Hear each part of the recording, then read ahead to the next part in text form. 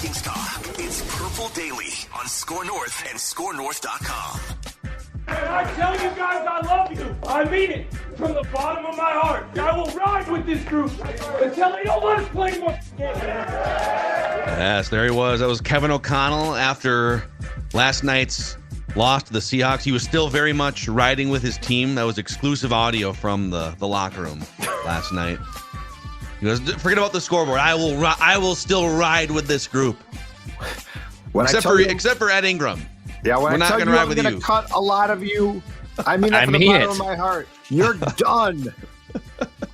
Oh my gosh. Yeah, we don't even get to like sort of dip our toes into the roster cuts anymore. It's like in a couple weeks they're just going to go from 90 down to 53 or whatever. But we're going to recap that first preseason game, a late night extravaganza in the Pacific Northwest here. Purple Daily Vikings entertainment, where we just want the Vikings to win a Super Bowl before we die. We appreciate you guys helping to make this one of the most popular football podcasts in America. There's just so many Vikings fans around the country, even like around the globe, that we've been able to connect with over the past few years. So thank you for that. No matter what you watch, by the way, TCL has award-winning TVs for any budget.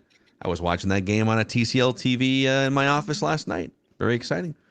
They've got stunning picture quality, and TCL makes more than just TVs. They offer mobile products, audio devices, and home appliances.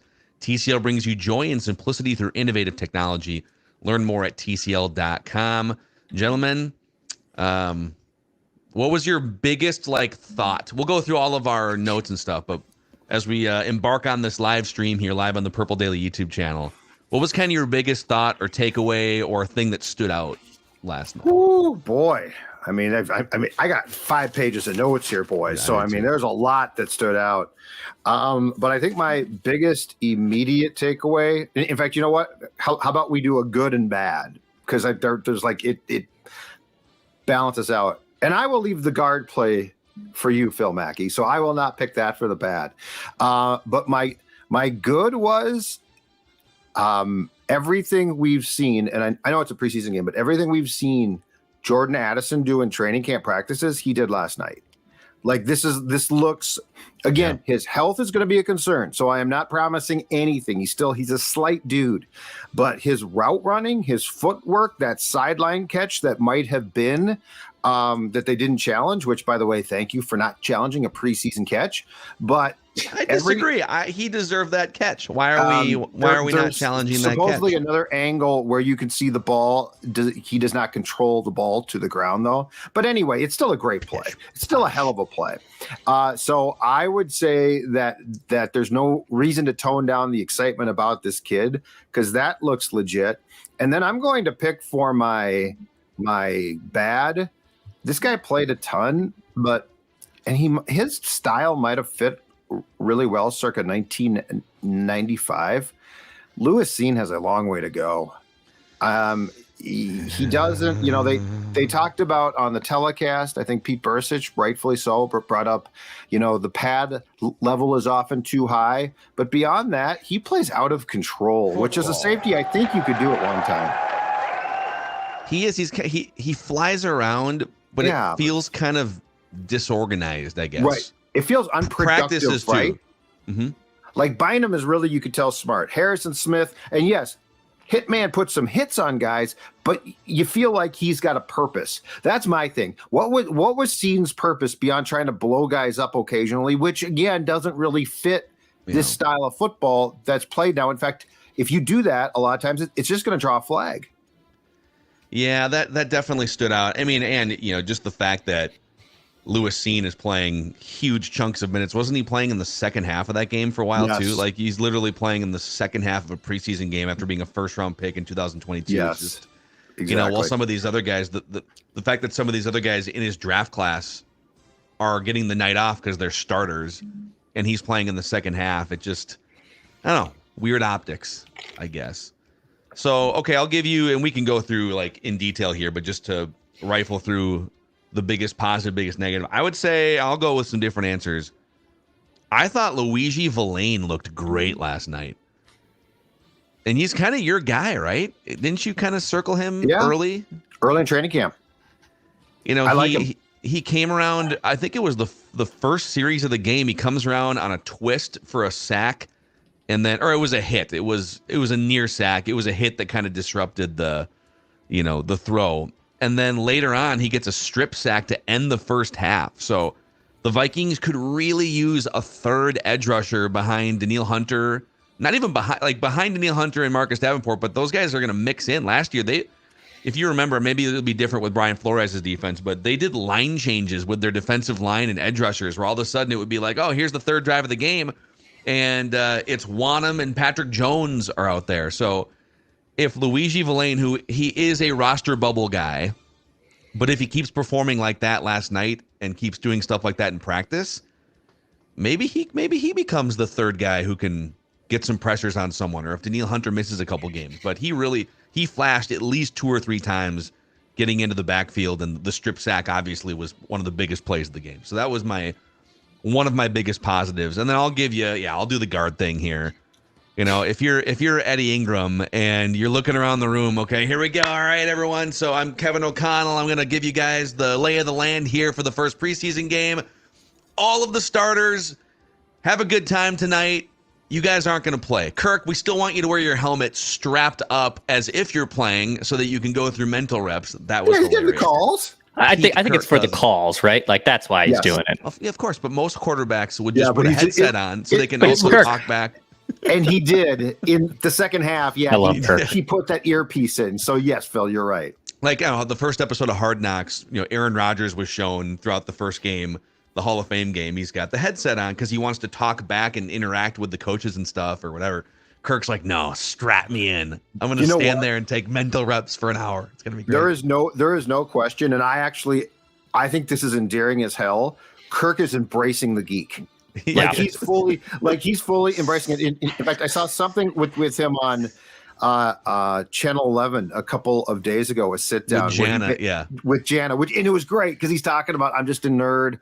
So it's like nerd swag is what he said. I have nerd swag. She's like, what is nerd swag? He's like, it's just a vibe, You know what? This is I love it. I think it's great. I think it's hilariously funny. He's the guy who has, like, in the slow pitch softball league, who just has his batting gloves on at all times. Like he's ready to rock. In the hole or not in the duck, doesn't matter. He has those gloves on, ready to rock. Won't be up in 7 plate appearances, but he's got those gloves on. He's ready to knock one in. Good for Kirk. I love it. Yes, that's exactly right. It's funny, if you watch the Johnny Manziel Untold documentary on Netflix this week, on one side you've got, and Kevin O'Connell was on that coaching staff for Cleveland, right? So think about the last 10 years for Kevin O'Connell.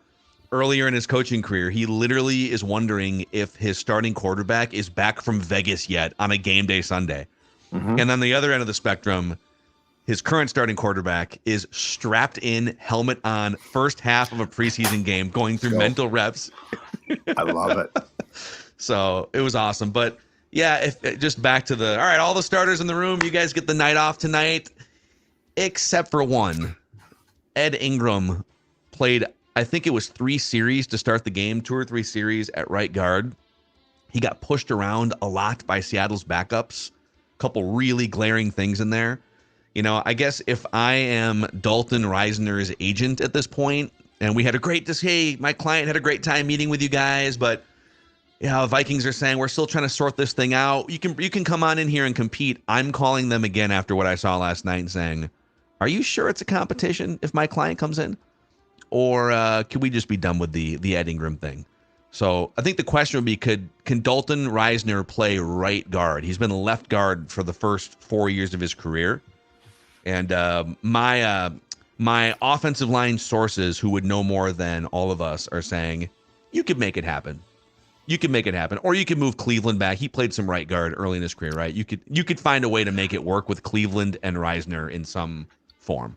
So, considering that this team drafted Ingram last year, allowed him to start every single game. Okay, so like the patience, and we saw in the Netflix documentary. I mean, Kirk spent a lot of time on his back and with bad ribs because of the guard play.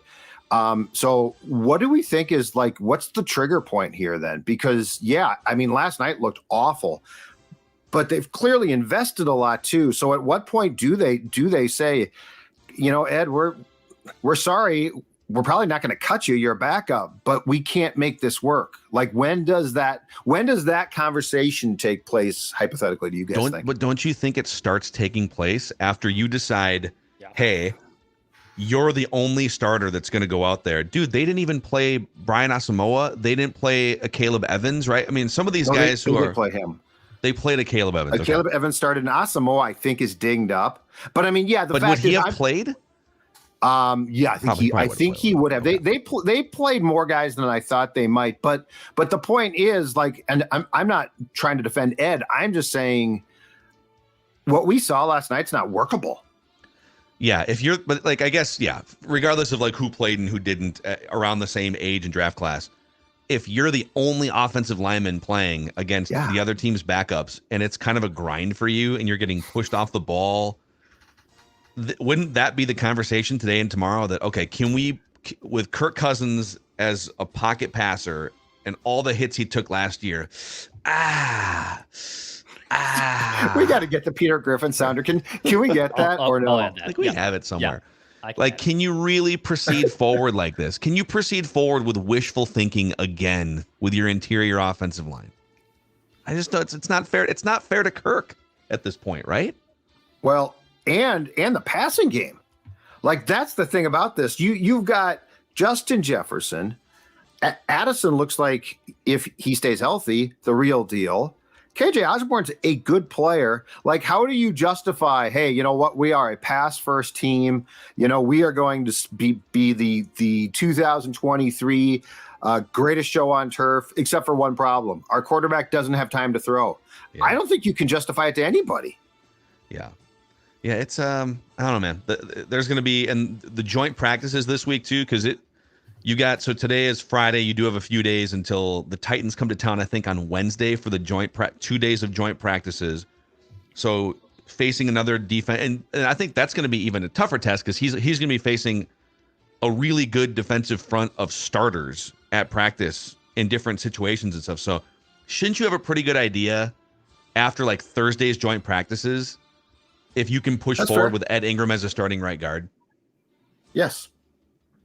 Wouldn't be surprised. Absolutely. I mean, do we get a Friday news dump of a Dalton Risner signing by the end of we're recording this Friday morning? Do we get a little Friday news dump? I mean, I do think they're going to give him the joint practices, but it would not be shocking at this point. And our guy Doogie reported on the Scoop session this week that he was talking with people in Dalton Risner's camp that said he'd like to be a Viking. At some point, they're going to have to maybe move on and make some other visits, but they're kind of in a holding pattern because they feel like there might still be an opportunity with the Vikings. And this might be where you go as well from a cap standpoint, because I do not think that they have done this yet unless it went unreported. This is where you could do the Brian O'Neill restructure, which you can do without his approval. Yeah. So, like, if you want to sign Risner for the season, I think this is where you could step in. Because, I mean, heck, we expected that in like March or April. So it makes some sense that there's the ability to do that. I just, after watching that last night. And here's the other observation on Ingram that I think I've seen starting in the spring camps as well. I think he dropped some weight. I think he's thinner. And to that point, what we talked about, I mean, he was getting pushed around. Like, yes, but maybe losing some weight is supposed to help with technique. It's not just about being the biggest guy, like, so you can't be pushed around. I'm saying there might not be a solution here. Like, you might be right. Like, they said lose weight to help with technique, and now he's being pushed around more. Yeah. So, like, this might be one where you just have to basically say, dude, we're going to put you on ice essentially for a season. We're not going to cut you. We still believe in you eventually, but like, for what we're trying to do with Kirk Cousins potentially in his last season as a Viking, we can't continue down this path. It'll be a very interesting week or two here for Ed Ingram. So Dex, what positive and negative stood out to you last night? Yeah, it was interesting. I thought we had a kicking competition because all I saw was Greg Joseph hitting nails on all those field goals and extra points yesterday. One from 50. Another one from inside, a little chip shot. No problem with the extra point. Greg Joseph, just nails right there. With the pressure of the 12th man bearing down on you, too, in Seattle. You haven't the loudest stadium in the NFL, right? It's like a Jets. It's like Jets flying for 3 hours. Can't even hear yourself think. Until the preseason of the 12th man in Seattle is bailing down on you, and you're trying to nail a 50-yard field goal. Okay, so I like that Greg Joseph hit his kicks. I thought that was a great sign. I mean, the 50-yarder too, good one there as well. Negative for me, I would have liked to see more Jaren Hall, but at the same time, not a lot to ride home from, even with the limited action we saw from him. And I think that was expected. There was a couple plays where, again, pocket collapses, he scrambles out, runs away. And I get it. That's how else are you going to learn until the pressure's in your face? But I would have liked to see more Jaren Hall, and on both sides of that coin, even though we only saw a limited amount of them, wasn't the most impressive showing from the backup QB as well. You saw an entire half. You know what? Nothing about that performance shocked me. Like that was, yes, there was the one series where I believe on the sideline they were conducting an interview with Harrison Phillips, and it was like 3 and out, 2 sacks. It was just awful. Mm-hmm. And the offensive line was terrible as well. So that's not just a quarterback problem. But, you know, I'm not sure about you, Phil. Nothing about how he played like really surprised me. It's sort of what I expected. The game is fast. If he is going to deliberately try and stay in the pocket at times, he's probably not going to make plays. The N'Keal Harry throw and catch was fantastic. But like, yes, for the most part, I think it's very safe to say that Jaren Hall is going to spend this year trying to learn. And it's, you know, I'm not going to rip him for it, but this is a 5th round pick. He's a piece of clay. He definitely has some attributes, but it's just become abundantly clear there's going to be a long way to go as far as teaching him. Yeah. I mean, we talked about this a couple days ago on the show too. In college, he struggled when pressured. He was amazing when the pocket was clean. He could get out, make some plays, and kind of keep plays alive with his legs in college. So that's going to be the thing. Can you stand in there in the face of some pressure or flush out and still make something happen? I will say, in fairness to him, that 3rd string section of the offensive line was so bad. But I was kind of expecting, all right, it was bad, and then he uses his legs to move out. But even like getting outside the pocket, he only made maybe 1 or 2 plays. So it felt like a combination of offensive line not giving him a chance. The game moves really fast for him, even against backups in a vanilla preseason game. And you could see a lot of really in-depth, sort of frustrating discussions between him and coaches on the sidelines and whatnot. So yeah, he's swimming in the deep end, I guess was my biggest takeaway from watching him last night. And there's almost no way at this point that he overtakes Nick Mullins as the backup. Not in 2023 anyways. But yeah, pending an injury, right? I mean, that'd be the only real way that happens. And even if Nick Mullins gets injured, do they also then trade for another backup? I think you got to go get a quarterback. Yeah. The other negative for me, Dwayne McBride. There was especially the 4th and 1 play, which I respect. Go for it. Go. It's preseason. You should be going for these moments. I love that. And he gets stuffed. And just in general, not a lot to ride home. I know they gave the ball to Ty Chandler a ton yesterday. He got the bulk of the work, but in the limited snaps with Dwayne McBride, and especially that 4th and 1, he's got a long way to go too. Yeah. Let's shout out a couple sponsors here quick. Let's come back and do more on Ty Chandler and Dwayne McBride and just kind of the backup running back situation. And a name that we haven't mentioned yet, and he had some great flashes last night, is Ivan Pace. So we've talked a ton about Ivan Pace throughout the week, but let's do some Ivan Pace discussion too. After we shout out our friends over at Surly Brewing Company. Surly is here helping us power this Friday live stream with their Before I Die lager, just in time for the regular season here. I was going to say the mission started last night. Yes, it's the preseason, but guess what? This is where it starts. This is where the roster decision starts. This is where you start to craft what perhaps could be a championship team. And it all starts you as a fan, or heck, Dex and I last night sitting down. I saw both of us tweeted, there's the can Before I Die, now available in 12 packs. So this is where we all start. Yep, there's you and Vinny. There's my can. Is Vinny old enough to be drinking Is Vinny's not 21? He took a sip. Still, I heard just like me and my old man, there was a couple sips of beers that were given, if things were going okay. But it was more the popcorn I think he actually wanted than the Before I Die. Not me.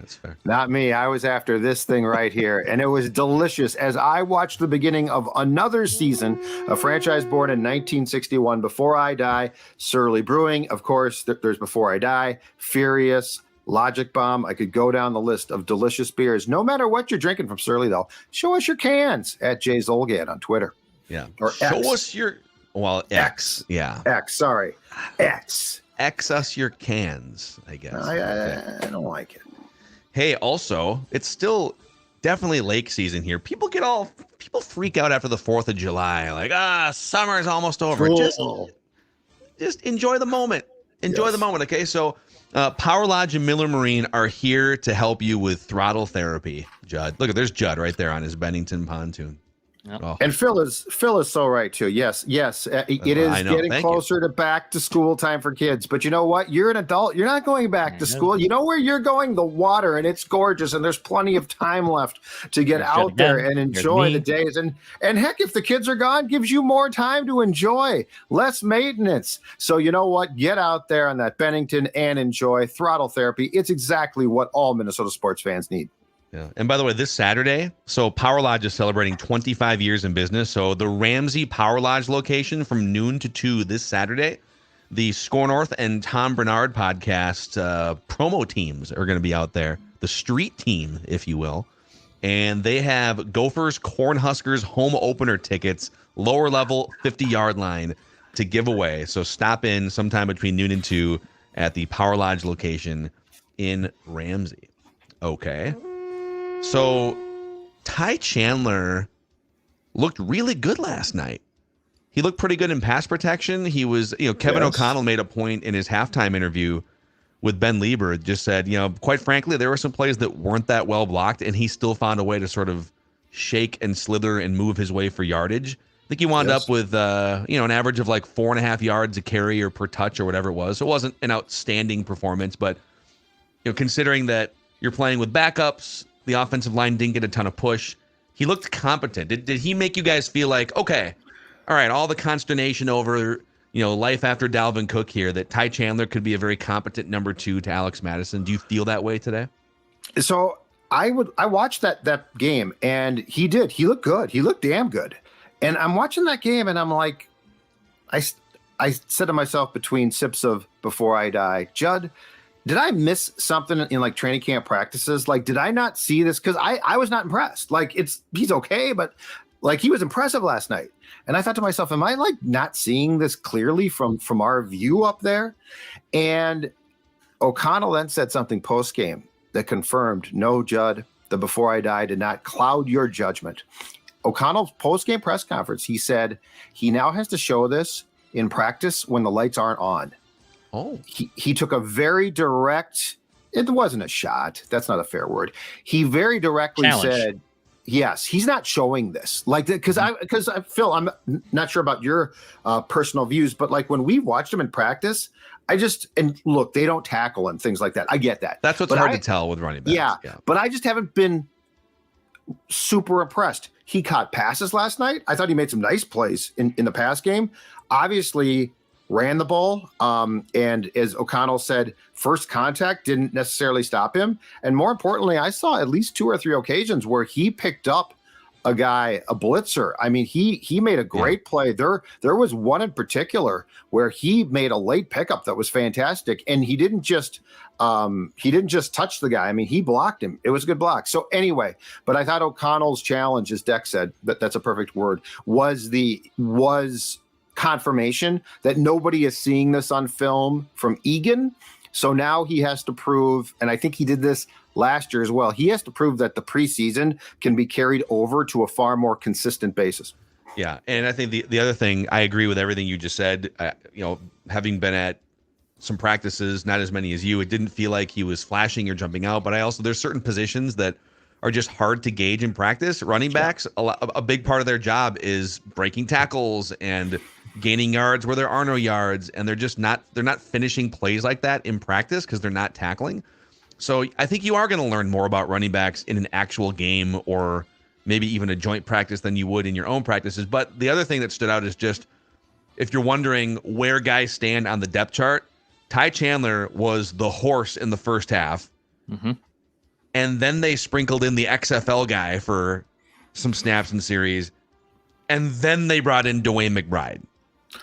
So and they had McBride returning kickoffs, and he kind of, it was not a good thing. He could have just taken some fair catches, but you're also trying to impress.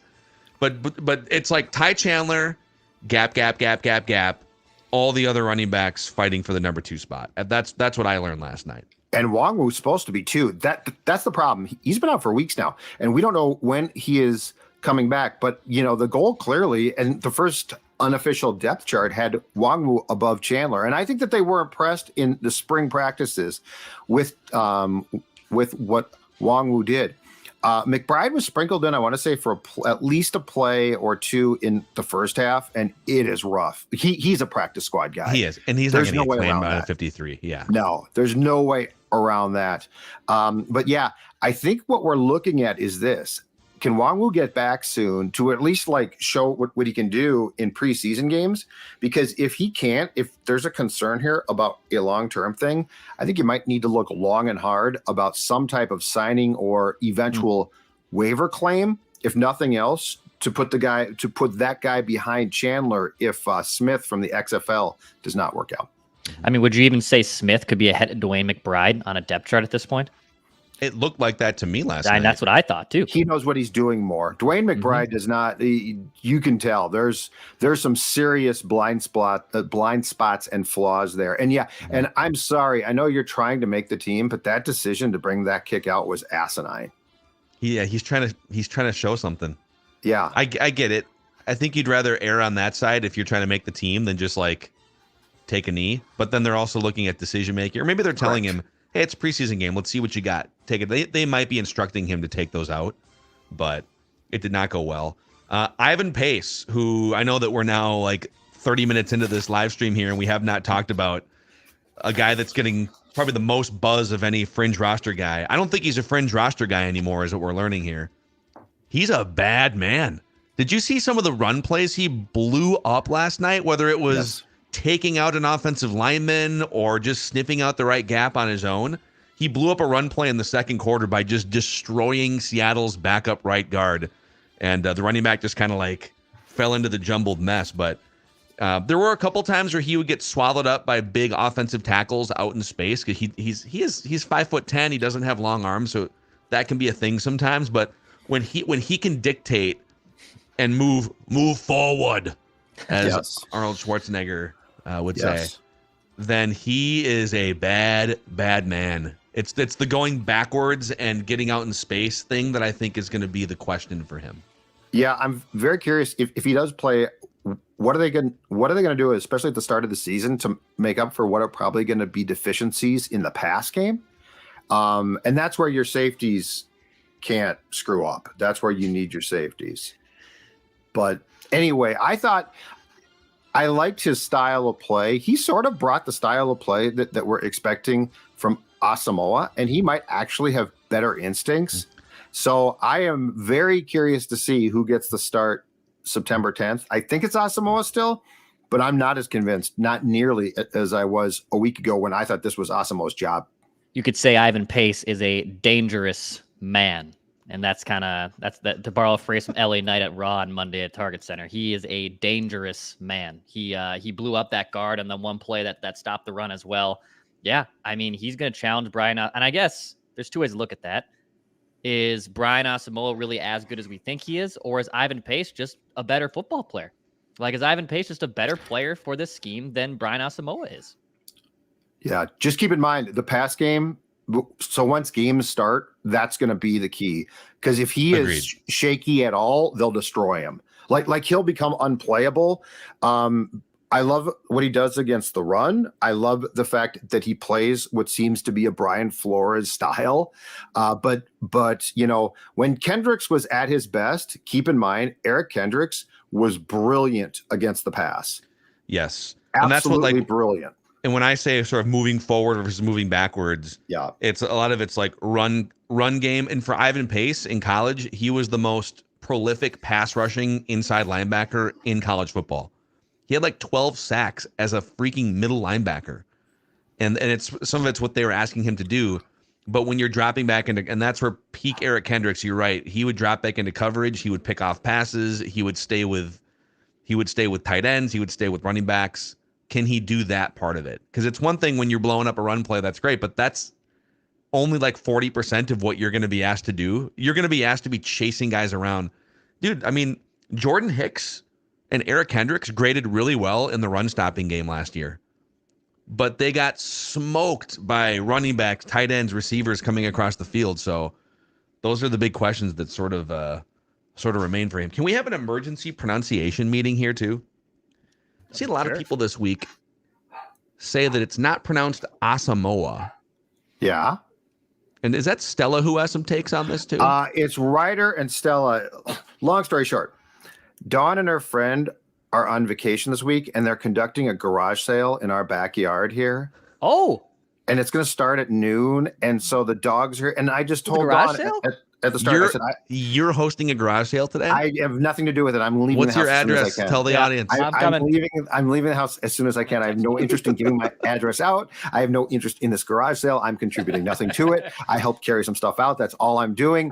But I'm just saying, Ryder and Stella are very worked up about this, and so that's why I'm trying to. Do not let them sell the flag.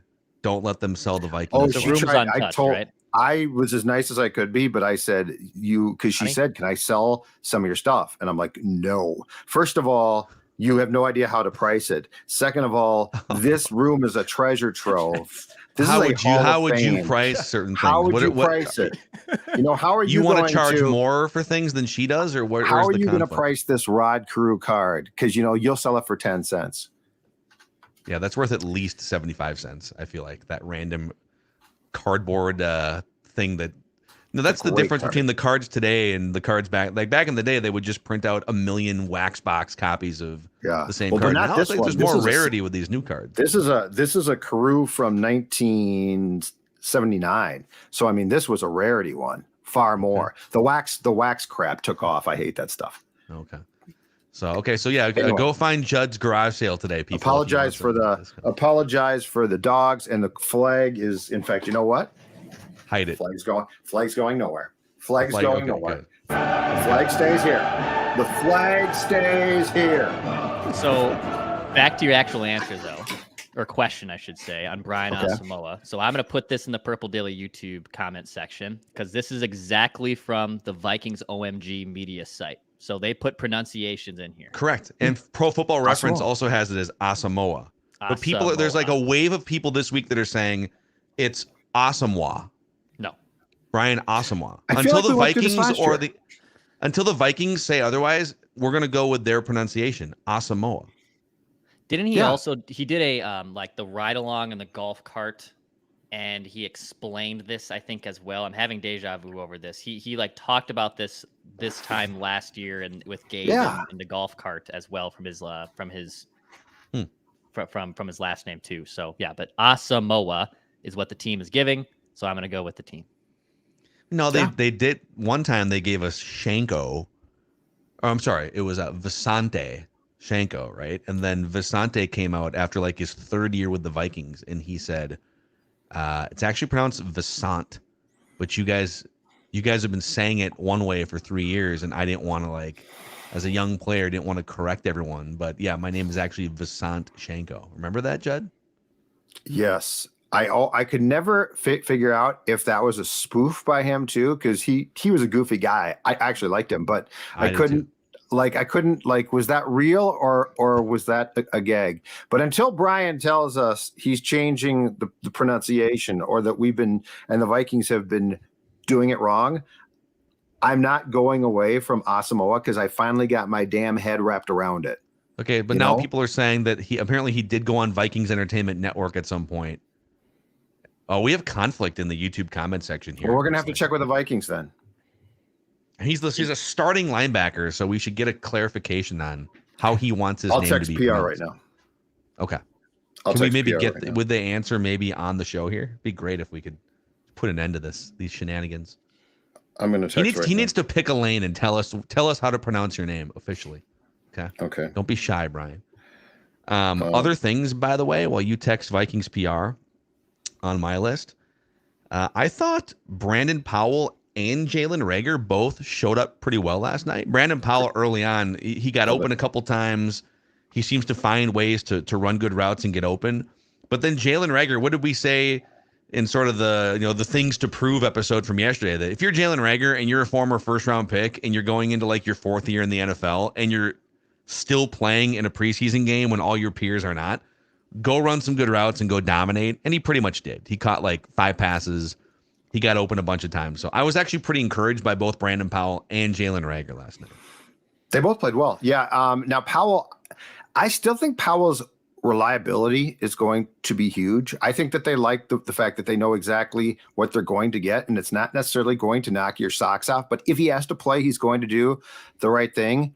Reagor, I think flat out, it's safe to say Jalen Reagor has more talent. Like there's more there. Mm-hmm. But I also think that he's going to have to, not just in games, but in practices, consistently show that he's got the system down pat. But I came out of last night's game thinking that's a pretty good competition. And the third thing was, when is Jalen Nailor coming back? Because that's the other thing. If Nailor doesn't come back for an extended period of time, Powell and Reagor probably both make the 53 to start the season. So that might nullify some of that competition there. Nailor practiced in the first practice, was absolutely great, and hasn't been seen from since as far as being on the field. So yeah. I think the right things are tracking right now. There is a fighting chance that Reagor and Powell both make the 53, and the actual decision comes when Nailor is set to return, assuming he would bump one of those two out. Yeah, I'll say I think maybe if you don't count the Jordan Addison, Chris Carter toe catch from last night, N'Keal Harry might have had the more impressive catch of any wide receiver. Kind of along the sidelines, little jump ball. Guys, Tuesday he made one. He made two against a guy that we can certainly talk about during the night practice, which was not in pads. He made N'Keal Harry in his first practice with the Vikings made 2 catches exactly like that on the sideline, both of them against Andrew Booth Jr. He got burned on that touchdown last night. Yeah, real bad. Man coverage, just lost his man. But that catch last night, there is some, dare I say, for a very big man, there is some toe drag swag when it comes to N'Keal Harry. I don't know if I don't think he makes the roster. Football. But that was a damn nice catch. Yes, it was. What else? I guess the only other thing in my notes here that I would bring up is that I was all excited. They came out in 12 personnel right out of the gate on the first drive. I think it was the first couple plays, both Josh Oliver and Johnny Munt were in the game. And then they just ran a steady diet of 11 personnel, it felt like, the rest of the first half with 3 wide receivers, 1 tight end, and 1 running back. So, but again, the stuff you see here in these preseason games, they may decide we're going to run a ton of 12 personnel once we get to the regular season, and it's TJ Hawkinson and Josh Oliver. But they wouldn't show that in a preseason game necessarily. But I was very excited to see more 12 personnel, see the heavier packages out there. Yeah, and Josh played too. I didn't know. I mean, I guess it makes sense just from a tight end standpoint. He did play a little bit, but I was a little bit surprised at first. They definitely played more guys than I expected, which I actually liked because they played guys that probably should play. Addison worries me a little bit just because, there's no point in him being hurt. But Evans played, Oliver played, Ingram played, which turned out to be a very good thing because I think you saw things. I thought Mullins was shaky for the first 2 series, but I give him credit because going back to what we talked about yesterday, I don't think he's had a great training camp. He looked pretty good though. After those first 2 series, he looked like he could come in and give you a chance. And that's all I can ask for. Backup QB, right? Kirk goes down. Can the guy come in and give you a chance? I'm not saying he's got to be great. But he definitely looked in control, and I like that. It was a stark contrast to some of the backup quarterbacks we have seen attempt to come into preseason games for the Vikings probably in the last 10 years. There was that one play in the red zone where he rolled out to his left and threw like a Brett Favre shovel pass ball as like the entire pocket or the entire Seahawks defense was collapsing on him. I don't love that. Just either take the sack or throw the GD ball absolutely away.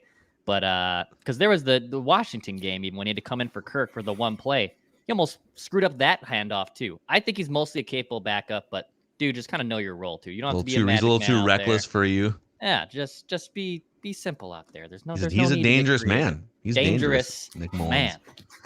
Because he's safe. That's why. Because he's safe. Yeah.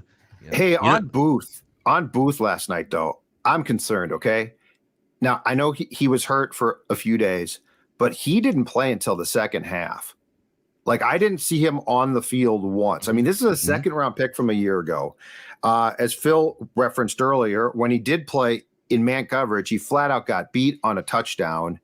I sort of feel like, and I don't want to judge yet, but I sort of feel like those first two picks of the 2022 draft are really trending wrong. Well, and then Ingram.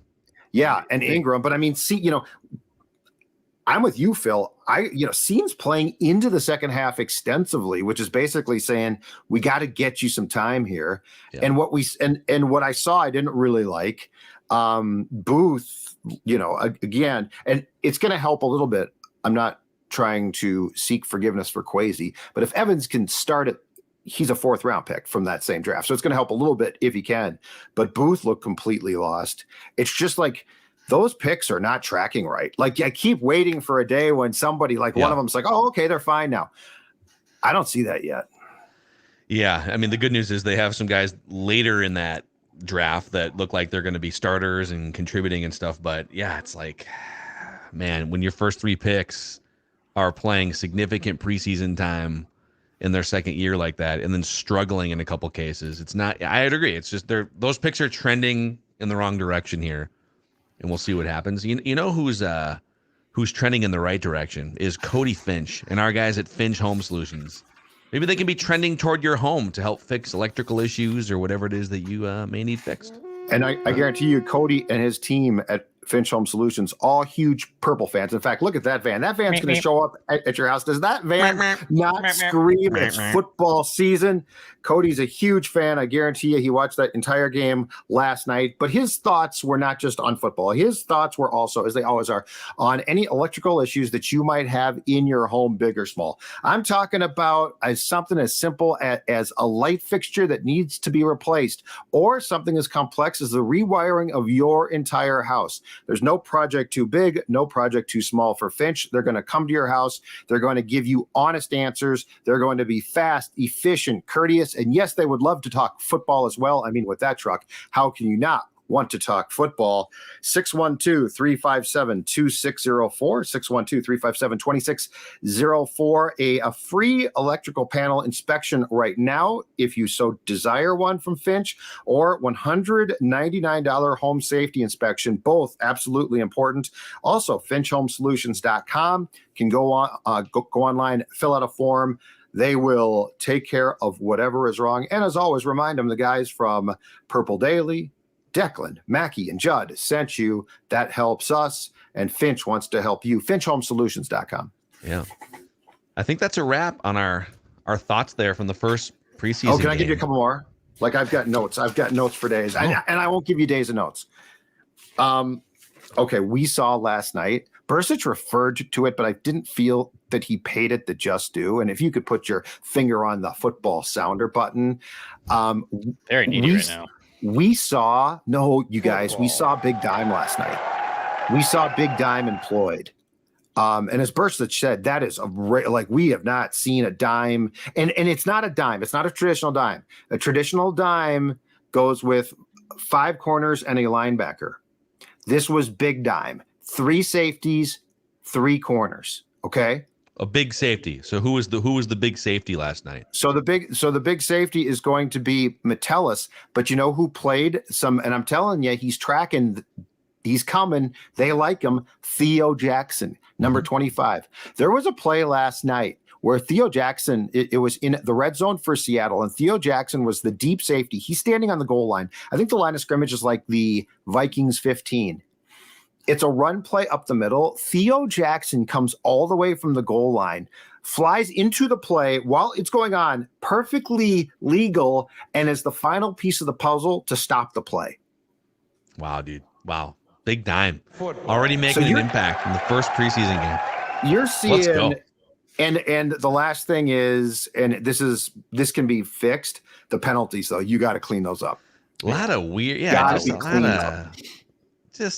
unnecessary stuff. There was a late hit in there at one point. I guess they called one of the late hits back, but just there was an out of bounds hit at one point. Yeah. But there's just some dumb penalties, and you can't. And the one thing, though, and this is Zimmer-esque, the one thing that drives me crazy, though, is coming out of let's say it's first and 10 at like the 15. Okay, so you're on your own 15, and then you false start or you hold. That just kills you. Like now you're back at the 5-yard line. Yeah, I feel like they were pretty disciplined for large chunks of last year with penalties. In fact, weren't they like among the? I'd have to go see the season stats, but they were like for a while. Yes. They were not committing holding penalties, and they were not false starting nearly as often as some of the Zimmer teams. So, yeah, it's definitely something. Kevin O'Connell brought it up in the halftime interview too. It's like these penalties are ticking me off. Well, because it's hard to call plays. Because it's now 1st and 15. Yeah. That's a hard play call. And now if it's 3rd and 13, there's no play call. Well, there is. You can check down to a tight end. If you Wow. 4th and 8. Wow. I am trying to bring the positivity. Johnny Munt, by the way, broke a tackle on a check down and wound up going like 9 yards. Johnny Munt probably gets a first down. Who's the guy on that 4th and 8 play? Who was the first guy in this town to absolutely get on the Munt bandwagon? I think you're looking at who's got two thumbs and a lot of love for Johnny Munt. And a surly shirt on. Cheers. All right. Judd pretending to drink a Before I Die lager here. Yeah. Wow. Crush it off your head like a real man. That's what we want to see. Sandman. Just I don't need a concussion. If you guys could, the Sandman. Wow, it's a great ECW reference. If you guys could click the like button and the subscribe button here on the Purple Daily YouTube channel, you can help us spread the word about this amazing community of Vikings fans. And the same is true for on the audio side. If you're listening on Apple or Spotify, a 5-star rating and a positive review go a long ways. We're almost to 1,000 reviews on the Purple Daily Apple podcast page. So nice. you can help us get to 1,000 by dropping a 5-star and a little comment. Maybe drop us a 5-star and tell us who your favorite obscure Vikings player is in the Apple comment section, and we can read some of those on the show. But these are going to continue, these Friday live streams at 10 o'clock, just after 10 o'clock Central Time, and we're coming up with some plans. We may incorporate a Monday morning live stream as well during the season. I love this. If that's something that interests people, and we're working on some other fun plans around here at Score North and on Purple Daily. So thank you for hanging out with us here. We're going to hit you with Feedback Friday on a Saturday tomorrow, so check your feeds for that. And we'll see you tomorrow on Purple Daily, Daily Vikings Entertainment.